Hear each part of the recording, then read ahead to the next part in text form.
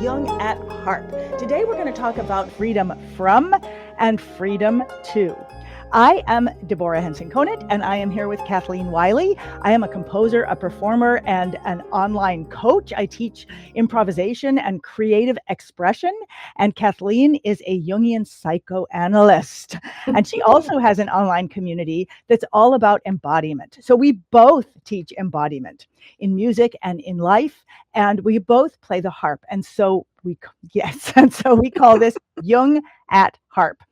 And we come with a question each day that we haven't answered. We've talked a little bit about it ahead of time to have the conversation with you.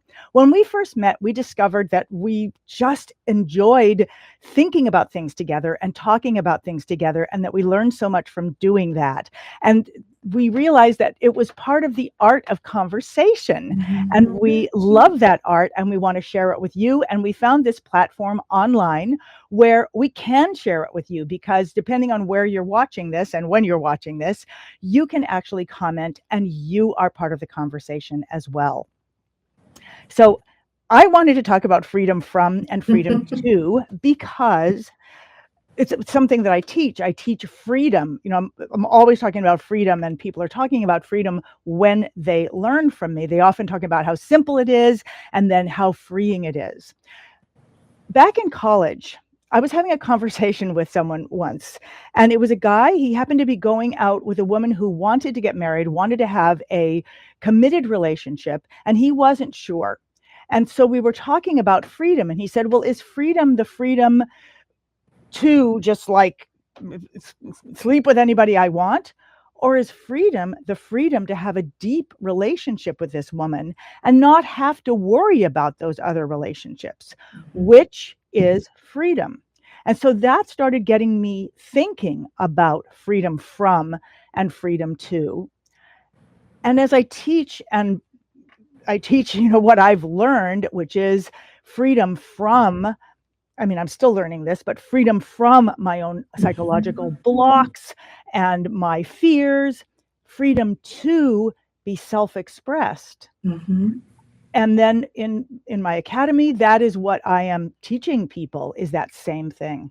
And I have a feeling that you might have a lot to say about this. Yeah, when I think of freedom in terms of psychologically, I immediately think of autonomy. The ability to move according to one's own nature. Autonomy meaning self-mastery, self-agency. So to truly be free, it means I move according to kind of the law of Kathleen. And for me, that's very congruent with Jung, because he says that every individual psyche has a gradient that its energy will follow, and that we can have a generic manual for psyche, but that each individual psyche needs their own manual, meaning that our skeletons psychologically, just like our physical skeletons, have a similar structure, but that gets fleshed out differently for each of us. So for me, freedom is very much the ability to move according to one's own true nature. Interesting. I Googled the definition of freedom as we were getting set up. And this is what comes up: the power or right to act, speak, or think as one wants without hindrance or restraint. And then another definition is the state of not being imprisoned or enslaved. So that's kind of interesting, because the dictionary's definition of freedom implies no constraints, no limitations. And actually, in terms of Jung's theory and my understanding of psyche, and also my studies from the Western mystery tradition, we actually have the greatest freedom when we operate within the true limitations of our own nature. Yeah, that is, whoa, this is really interesting. I'm thinking so many things as you're speaking. One was I was thinking of this. I don't know if it was a joke or not a joke once. So one woman was like saying, or let's just switch it, whatever. The man was saying, I want the freedom to be able to sing however I want. And, and his wife was like, I want the freedom to not have to hear you sing like that. And it made me think about, when I don't even know what to say about that. But let's just, maybe someone else online will have something to say about that. We were talking about limitations and the true limitations, and then I was talking about um, one of the things that I'm teaching. I'm doing a workshop this Saturday online. Oh, and I'm going to put, and you can just go to my events page to find it, hipharp.com/events, and you'll see it there. It's called What is a Vamp? And a vamp is one of the greatest tools in the improv toolkit. It's a pattern that gets set up, that you set up. And there are infinite vamps, like they're literally infinite vamps. But for example, if I'm setting up a vamp, this is just a simple vamp. Let me put my harp in this key. I can't remember why I was thinking about this one, but I was. And it was like this. So that's the vamp. I mean, it could be. Oh, I know why I was thinking it. I was thinking it because in my piece Cosita Latina, there are two improv sections. One it's kind of hard to play because it moves all over the place, lots of different chords, and one that's very simple. I set up this vamp.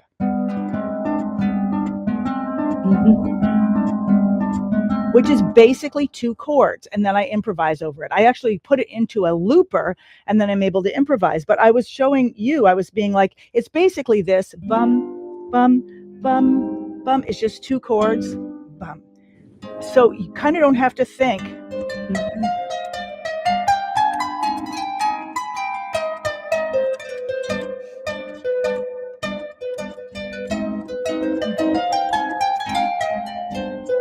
So I'm not thinking about anything. I mean, this pattern has become quickly, like, it's just, I could do it really slow also.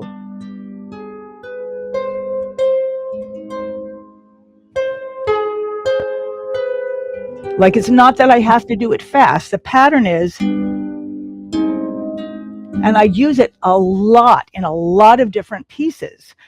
It has different ways, and you might not even notice that it's the same thing, but it's something I fell in love with as a kid. Love it. Always love it. Keep going back to it. It gives me the freedom to play, to just kind of go where I want to go. But it also gives somebody else the freedom, because if I tell them what key I'm playing in and I go like this,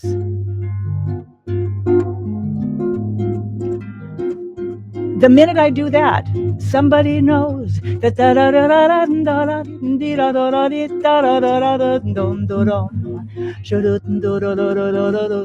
and even a bass player could go.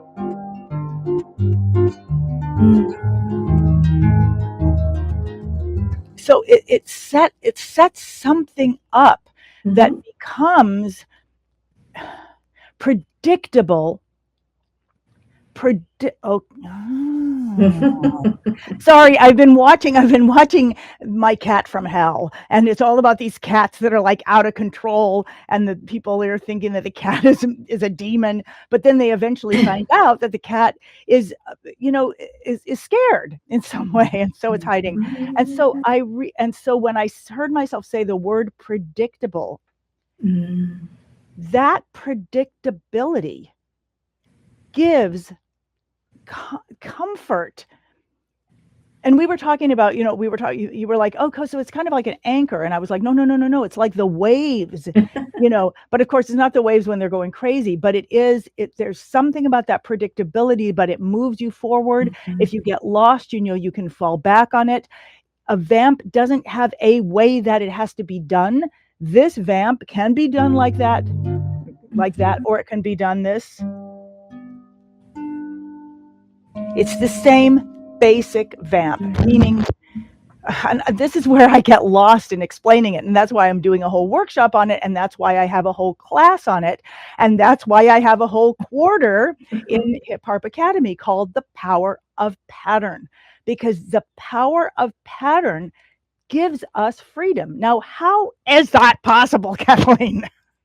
Well, if we didn't have patterns like the patterns of our respiration and our heartbeat and our digestion, we couldn't sit here and have this creative conversation, because we would have to be thinking about making those processes happen. But there are patterns, and it just so happened those patterns that I mentioned are patterns that are cellular patterns. They're part of our physiology now, our biological patterning. But this, the same is true for us psychologically. If I didn't have patterns of, for instance, one of my patterns, or we could even call it a rhythm, because I think that's the other Mhm. thing when you said the pattern or the vamp is an anchor, is the wave, not the Mhm. anchor. I'm Mhm. thinking it's the movement between the one chord to the other that's the wave for me. The Mhm. vamp, the chord, the pattern is Mhm. the Mhm. anchor, and the movement from one to the other chord is for me feels like the wave. It's the rhythm. Mhm. But we have our own rhythms, and part of my rhythm is I'm a morning person. I love being up before the sun is up. I love hearing the owls, right, as right before, the sun comes out. And I love waking up with the songbirds. And, but that means I'm also probably sometimes in bed by 9 o'clock at night. And of course, I married a musician who, at 3 o'clock in the afternoon, he comes alive. And at 9 o'clock at night, he's still ready to go. And, that's his rhythm. I always laugh and say, I could have never been a professional musician. I didn't get the night gene. You got the night gene. And so it's kind of like I can rail against that, and believe me, early on in our relationship, he would really push me to come his way and I would go his way. And then it was not pretty for a few days. Because in addition to my being a morning person, I'm a Virgo with 3 planets in Virgo. Those of you who know astrology, that means I'm mutable earth. Mutable means I can change, but I'm like the earth in changing. You know how the tides change just a little bit every day. The time, the sun, the moon, a little bit every day. Don't push me to big. And so it's kind of like those are again are more physiological kinds of patterns, but they affect me emotionally. They affect me mentally. And we also have our patterns of again psychologically who we are and what feeds us and what doesn't feed us in terms of relationships, in terms of activities, in terms of studies. So, so anyway, we need the patterns and we need to know psychologically the patterns of our own nature in order to not get ourselves dysregulated. And I just got, it's so interesting because as you were first talking, I wrote down we don't have to manage these things. If we don't have to manage them, if then we have freedom from them. And Right. and that freedom from having to manage those things gives us freedom to be self-expressed. And it's interesting because I also wrote down, I was just talking to my assistant last night and I said, please remind me on Monday morning to blah, blah, blah, blah, blah. And she was like, okay, I'll do that. Now I have freedom from trying to worry about managing that. Right. And oh, there's something important about that. I have freedom from that. Oh, and I realized that's part of what why the vamp gives you freedom.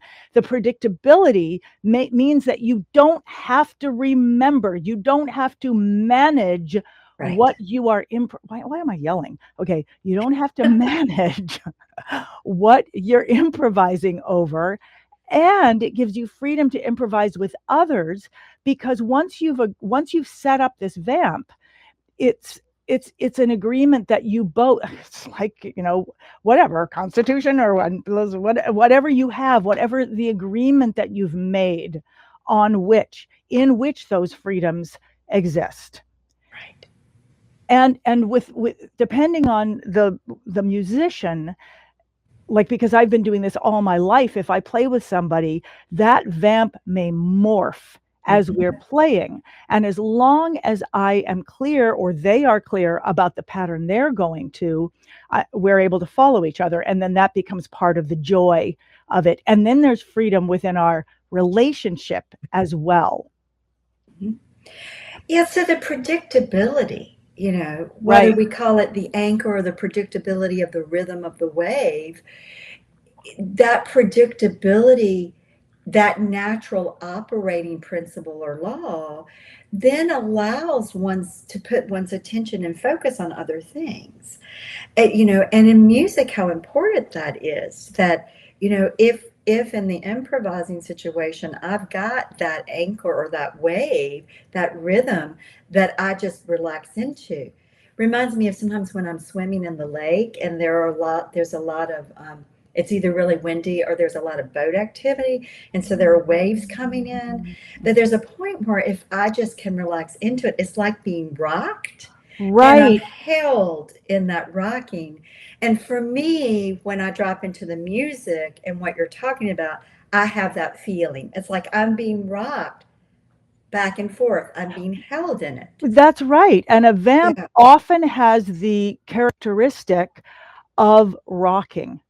Ah, yeah, yeah. Interesting. Yeah. You know, it's funny when you were talking about, I don't remember what made me think about this, but knowing the conventions or knowing what my freedom is rather than worrying, am I doing something wrong? Am I transgressing?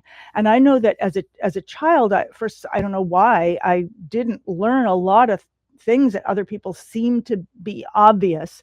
And so, and I mean, maybe we moved, I don't know, maybe I'm on the spectrum. I don't know why, but that experience of like, I don't know when I am going to step on someone. I just don't know. And um, that feels very anxiety provoking, and I do Mhm. not feel free. A vamp, I'm just going to keep coming back to Mhm. vamps because it's what I'm looking at this week, and it's a real entree into the power of pattern. A vamp, oh, it gives me, I'm not worried about stepping on someone's toes. Maybe somewhat. And it can happen in improvisation that someone, if you don't have a structure there, you can step on someone's toes, but these structures allow you to play. This list goes back to My Cat from Hell. I'm telling you, I'm telling you, the scenes where two cats are learning how to actually be together. Mm. Okay, so back to freedom from and freedom to. And I loved, Kathleen, when you made the description of this, you actually asked a question. What is freedom to you? Where do you move towards your true expression? What do you need freedom from in order to share your authentic self creatively and in day-to-day life? And I know if you are out there, and I know there are people watching, I know it's a holiday today, at least in the United States. But we encourage you, we love to have your comments on this as well, because this really is a conversation. So Kathleen, I'll ask you these questions. In music, how about you? What gives you a sense of, I don't want to go back to exactly how you wrote this because I Mm. really loved it. Where do you move towards your true expression? And I know you've talked about this recently when you've actually experienced a breakthrough. Yeah. And what Yeah. do you need freedom from in order to share your authentic self creatively and in day-to-day life? So part of what I need freedom from, um, in both my day-to-day life and my music, is that there is an expectation of how it should be done. So part of what kills off my comfort level and relaxation at the harp quicker than anything is this an expectation of it should be a certain way, or I should get it in a certain length of time, or I should experience it a certain way, or I should play it someone like someone else does. So I need freedom from that. And when I can have freedom from that, then what that gives me freedom to move towards is really discovering what speaks to me and what resonates for me. I actually had that experience again this morning. I allowed myself, even though I'm in North Carolina and the humidity can be bad, I love the outside. In the early morning, I love being outside. And this morning it was like, 76, 77. And I thought, I'm just taking my harp, our harp, my Merlin, and we're going out on the upper deck because I wanted to play my harp, but I wanted to be outside. And then I spent about 5 minutes trying to talk myself out of why that was a bad idea because the harp was going to go out of tune because of the humidity. And then I thought, I don't care. I don't Yeah, I care. mean, they are supposed to go. They're not harps if they're completely in tune and don't go out of tune. By the way, I know. So they're spies from some other I place. know, I know. So I did. I moved my harp bench outside. I have a board when I take my harp outside that I put down, and I put my harp on the board. But I ended up improvising for a little bit, just playing in the chord of G, G Mixolydian. And what I discovered is that the beginning of the improv was very slow and much more meditative, but by the end of it, it was at a brisker pace. And it was that comfort level for me of going with where my energy was, instead of having to start off at a breakneck speed that's not at all where I was at. And so that experience of being able to be with my own natural, how do I want to say it? There's so many things. It's like relaxing into what I was doing, feeling my own expertise, feeling my own technical skill. And then as I began to hear it and feel it speed up, to be able to speed up with it, and those things were still there. Yeah, I hear that you engaged with it and then you began to follow it, and then you Mhm. and it followed each other. And going back to my cat from hell, I just want to say that when a cat is hiding, it reminded me of watching the cat come out and then playing and playing. And I just want to say to people, you were talking about the Mixolydian mode. So that means that she was playing, her harp was in the key of C, which is like all the white keys of the piano, but she was choosing the G note as the center. And when you do that, it sets up a very interesting scale Mhm. that has this real openness to it. And I don't know if you were doing this, but it's also a beautiful one because you can go to the note below it. Mhm. It's great. It's a beautiful, beautiful scale. And Yeah. what a wonderful thing. And so this, I love this because I was talking about vamps, setting up a pattern, Mhm. but you just talked about setting up a almost an environment or a playground for freedom. Mm. So mine had a periodicity in it that was a pattern that you could come back to, Right. but yours was a landscape that Mm. had freedom. Mm. Mhm. And Mhm. depending on and what's amazing about, there's many amazing things about music, but one of the things that's amazing about the modes is it's as if you had a playground, and depending on how you looked at it, it would be a completely different, almost a completely different playground. So I mean, that's just going into talking about the modes, just because there are other modes that I love to play in, but the point being that you took something that has infinite possibilities Mhm. and you chose one landscape to explore, and that gave you freedom. And I also heard that you created an environment that you were really showing up in, that you really loved. And so what I'm hearing is like this, it's all like if you were each spirits or something. I'm just imagining this, moment in which you both connected. And Mhm. I don't know why this came into my head, but it's like, and I would say that the harp felt as much freedom as you did in this relationship. Yeah, I think Merlin does. Yeah, yeah. I don't usually think that way, but I what you're saying about the landscape, just one of the ahas that just went off for me is that it is the landscape in which I relax into the greatest freedom versus the specific. I'm going to say this, but then I'm not sure it's true. Then the specific pattern being, but yet within the landscape, I was doing a pattern. I started with a broken G octave in the left hand, and then I was doing the crab in the right hand, you know, and that was where I started. wait, But what do you then mean by crab? What do you mean by crab? I, string, Like, string, skip, string, string. okay, like, I call that, like, yeah. So G, A, skip the B, C, and D. so, Yeah, okay, yeah. I see. So setting up And, another and so scale. that's Okay. where I started.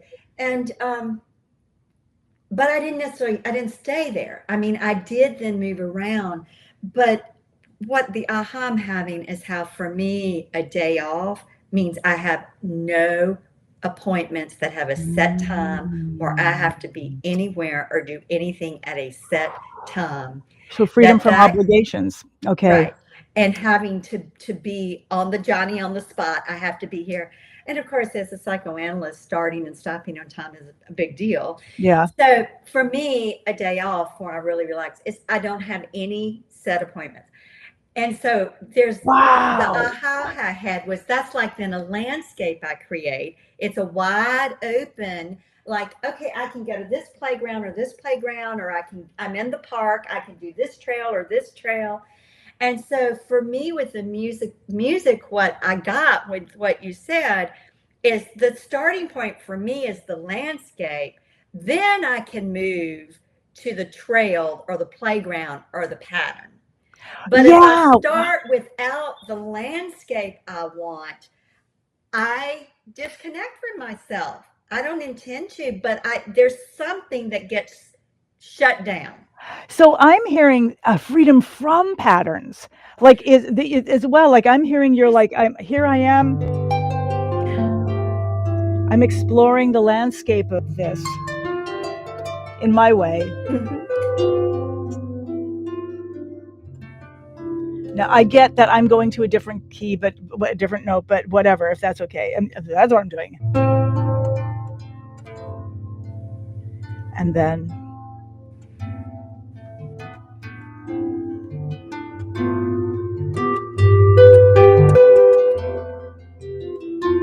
so that might be me going from a landscape into a pattern. And then but one of the things that is amazing is when you are improvising by yourself or someone else and you trust each other, you actually can then exit that.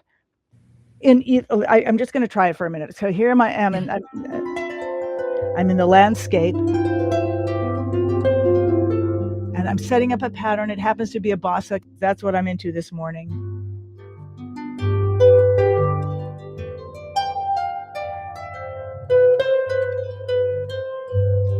And it's a vamp.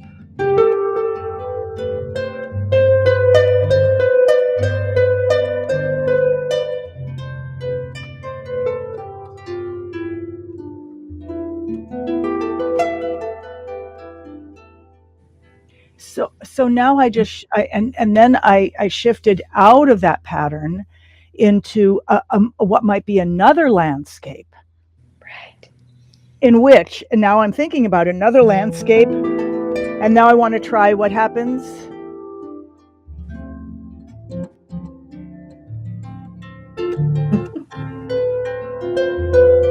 Well, okay, that's really interesting to me, what I just did. Landscape, vamp, new landscape, which happens to be in the relative minor, new vamp, come back. It actually gave me a shape I don't think I have ever played with in music. Mm-hmm. Interesting. Yeah. It's like stepping through one garden and finding, stepping through one meadow and finding one garden or one stream, and then stepping a little further and finding a different stream, and then coming back. Yeah, as you're saying that, it reminded me of dreams I've had, and that some of my analysis also have. It's the kind of dream where you're in a house and you realize there are rooms in the house you've never explored. I love You know, it. it's Yes. like aspects of one's own psyche one's never explored, and the music that you've never found inside yourself in the outer world. It's that place of discovery, which that's freedom, isn't it? When we can discover, we don't have to shut down. And so a freedom to be able to discover that which is yet to be known is beautiful. And I think that's so much what truly embodying our authentic self, or what Jung called individuation, is about. It's about living into previously unexpressed, unknown parts of ourselves. Oh, I want to come back to that because I Yeah. think safety is in there, and I want to also pull up this message. Proto Andre Lettres says, I understand that going from the general to the particular is more free and less stressful than starting on a specific pattern, and also gives an environment between changing patterns. And my brain is like, but really, is that true? I mean, whatever I hear, like, it's like, what's the opposite? I understand that going from the general to the particular is more free. And I'm always going to think like, is that true?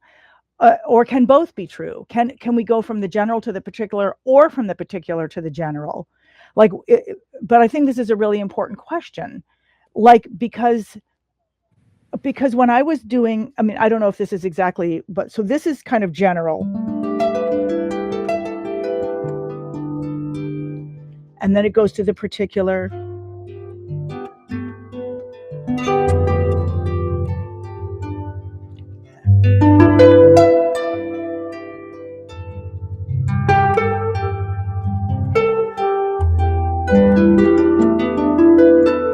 And then I hear this as being general again. I don't know why I hear it that way. Because there's nothing necessarily structured there. I don't know. Maybe I am being structured and I don't know it. And but I think I'm getting a different kind of freedom from that. Oh, right. Right. Because sometimes we'll ask people to put the harp in just like a completely random tuning. Absolutely, totally, like I'm just putting everything, blah, blah, blah, blah. There's nothing here. Just completely like that. And then to explore gestures, like musical gestures, like, or even, but you can't do them wrong because the harp is all just like that. So this is what an interesting thing. I love this from, what that idea of going from the general to the particular, freedom. When is it stressful? When is it freedom? And there's another thing I just realized that's really interesting about the harp is that you can literally set up tunings that kind of have guardrails. This tuning that we all know about harps, in which the pattern is already set up for you, and there's no note you can play that, because there's only 5 notes there. I don't know what I'm saying, but I'm hoping that something will come into your brain. And so starting on a specific pattern and gives it an environment between. Okay, I understand that going from the general to the particular is more free and less stressful than starting on a specific pattern. Oh, I see what this is being said here. Starting in the general and going to a pattern is less stressful than starting on the pattern. I love that. And also gives an environment between changing patterns. I see. So creating an on-ramp for your engagement with the music. Wow, I love that. Thank you. I'll pull this up, and anything, just stop me, Kathleen, because my coffee is just like coming out my mouth.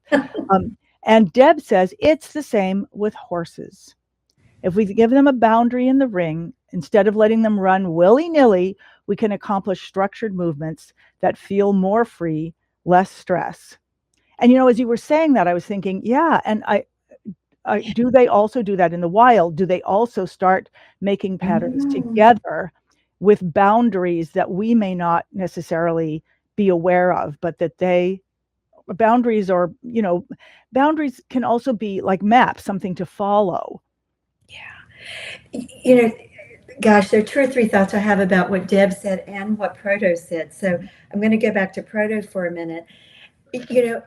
In Jungian psychology, we talk about the objective psyche and the subjective psyche. The objective psyche being the collective unconscious and all of the instinctive archetypal energies that are common to all of us. And then the subjective psyche being one's own personal psychology and how those instincts and archetypes have been fleshed out and what the patterns are that are specific to one's own individual constitution and temperament and historical self. So that there is a way that we all start out with the larger template, the objective, but then it moves into the particular nuances of who we are. And so understanding that and beginning to be able to differentiate, is this really mine? Is this a particular subjective Kathleen that's innately who I am? Or is this the adaptive or historically conditioned Kathleen that's trying to fit somewhere that's not really who I am? So, this idea of going from general to particular, also we see it in our psychological development of moving from this objective self into the particular subjective being that we are. And then with boundaries, the boundary that we need, that, and I love the idea of the horse ring, is that that ring we might say is a symbol of the self, the larger self we all are, the power greater than ego that's in each of us. And when we move within that ring, that circle of wholeness of our true nature, then we are able to accomplish structured, focused, particular patterns or movements in a much less stress-free way, because we again are operating with our own natural arena instead of trying to operate outside of someone else.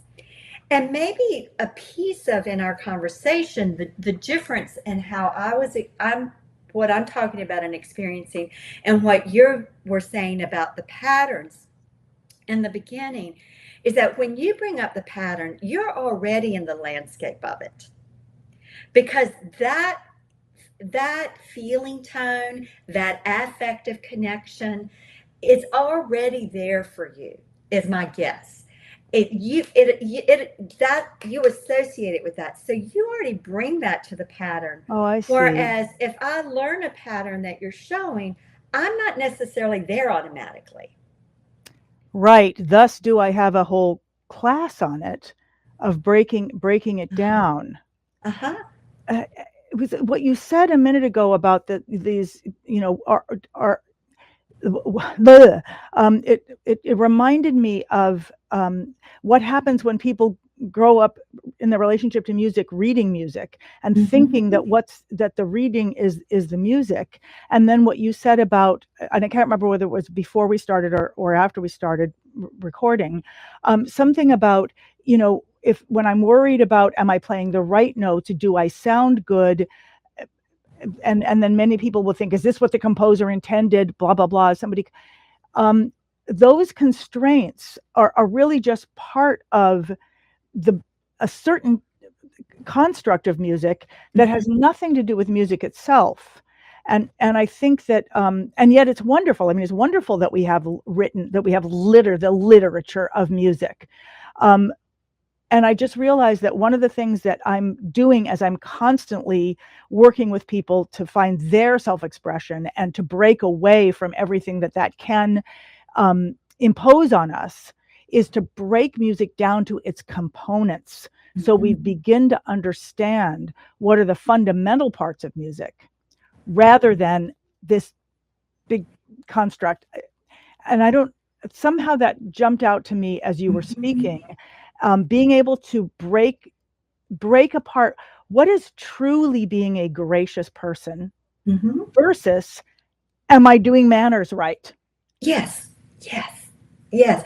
It's a great example. I had this moment when you were talking about the written music, and you said it's great we have the literature of music. Suppose if in our languaging, instead of talking about, okay, I'll give you the music, if we said, oh, here's the musical notation, or here is the written notes of the music, how that would begin to distinguish music as the energetic phenomena that's coming through versus the written notes. It's one of those places where our language can, and how we talk about things, can really contribute to something becoming Right. something it isn't. Right. I mean, imagine if we thought that the only way we could speak to each other correctly was if we were word for word perfectly reciting something that someone wrote, and that was the only way that I could actually communicate correctly to you. Right. It would be terrible. It would be stifling. Okay, so this is beautiful. I know we're coming to the end, and I feel like we're coming to that an awareness of what's stifling, what stifles. And it's so interesting because what I just got from what you said, and I think this is the emotional impact for me. but why do we want freedom? And what I got from what you just said is the freedom to connect, to belong, to to to be somewhere, to inhabit. Yeah. And the freedom that is what we are looking for in whatever patterns we set up, whatever we create as the boundaries or the foundations of our freedom. And okay, I'm just going to pull this. We don't usually read these first. Are you saying we feel free? We don't feel the boundary because we ourselves are the boundary? I would What say an yes. interesting thought. Okay, well, I want to read it. Are you saying we feel free? We don't feel the boundary.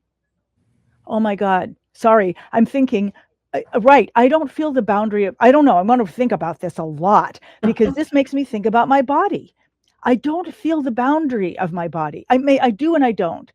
And there's some science fiction stories about this that are, well, there's one that's just beautiful. You're making me think of it because we ourselves are the boundary, the safe place within which we can roam without fear. I would say that is, I would love to be that for myself. And I want to say, I think this is the state that spiritual masters in all traditions achieve. And I think it is what the alchemists work toward as the alchemical opus. And I think it is that which Jung really says that the human being, we can have moments. I don't know, unless we become a spiritual master, we live in this state all the time. But when we move in congruence with ourselves, when we live within the boundary of our own energetic being, which also includes the body, but is more than the body, then we are safe, and we're safe to roam without fear because we're true to ourselves. We know ultimately. Well, I'm also thinking as you speak, I'm thinking of what I've thought about for many months about the transformation of caterpillar to butterfly, and that each different form still is the boundary. It transforms its whatever abilities, its engagement with the world, but it doesn't become, or it is what it is. It's just transforming it into another shape of a boundary. With more with that allows it engagements with other parts of the world. Yeah, and I'd like to just offer in part of as our closing thought is that throughout this entire conversation, I've been thinking two things. One is about Annie Murphy Paul's book, The Extended Mind, Thinking Beyond the Brain. She is a science writer who's looked at all this research about how thinking is a function beyond brain chemistry. And one of the sections in her book is thinking with other people. And so almost every week we come together to think together, and with those of you who have been here today, and how wonderful that is because it allows us to expand our own consciousness. And the second thing I just want to share is that in the Western mystery tradition, in the traditional tarot images, traditional like the Rider-Waite deck or Pamela Eakin's Tarot of the Spirit, key 12, which is the Hanged Man card, represents the principle of right limitation. And right limitation is when we live within the limitations of our own psyche soul. So I just want to offer that as we close, that freedom from constraints that are artificially imposed by all we've learned collectively, and the freedom to live within that which is our own natural constitution. Beautiful. And I'd like to add to that within the boundaries of what we are, transformation can happen in a way that may seem absolutely magical, mystical, or impossible. Yes. So, but they happen. Right. And so thank you for this conversation. Thank you for this thought of freedom on this day. And we will not be here next week. I will be at the Somerset Harp Festival, about to teach a lot about freedom. And Kathleen, I look forward to seeing you in 2 weeks. Wonderful. And everyone else, thank you so much for this conversation. Thank you for everyone who took part, who shared, Donald and Deb and Proto, and for everyone else who was here during, after, and who's taking these thoughts into the world. And farewell. Go forth and harp on the good things in life. Visit jungatharp.com for show notes, contact links, and to follow the ongoing conversation. That's Jung, as in Carl Jung, the famous psychoanalyst, and harp, as in the many-stringed instrument.